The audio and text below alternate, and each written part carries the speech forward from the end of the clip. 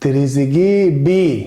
انا عايز اسال سؤال، هو انت كنت بتلعب في البريمير ليج ازاي يوما ما؟ هو اصلا في شويه لعيبه كده ما اتعلمتش ترفع عينيها من الارض، انت منهم، انت اولهم. انت بلاي ستيشن جدا. مش هينفع يا حبيبي، ما ينفعش ان انت تقعد تحنكش وتحاول ترقص ومش شايف اي حد حواليك، ما بترفعش عينك، مش شايف اي حد. فانت يبقى عايز تجيب جون يا تعمل لي ار2. طب اعمل ار1 الاول، طب نفتح ونرى غيرها يا شيخ عباري. باصي للناس، انت مش في كل، انت مش سوبر هيرو يعني. يا تشوت يا تجيب انت الجون يا تضيع. ايه ده بقى؟ ايه ده بقى؟ انت المفروض تاني كابتن في الاهلي بعد الشناوي، وزعلان من الناس بتهاجم وبتنتقد. انت بتعمل هوس لمين يالا؟ انت بتعمل هوس لمين؟ مين ده اللي بتعمل له هوس بعد ما جبت جون؟ ايه يعني؟ في ايه يعني؟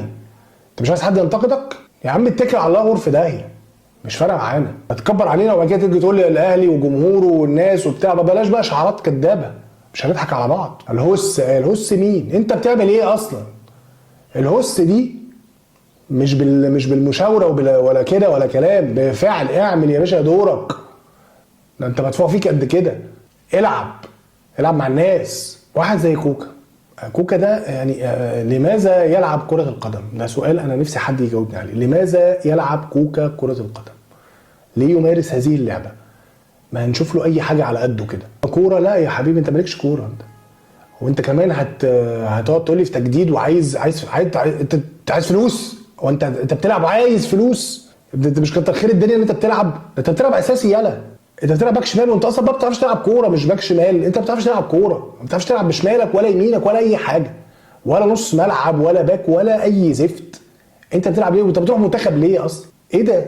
ده عبث. ده اللي والله العظيم ما عادك ده لازم يتحاسب. بقك قفشه بيه نازل لي في دقيقه 80 بتضحك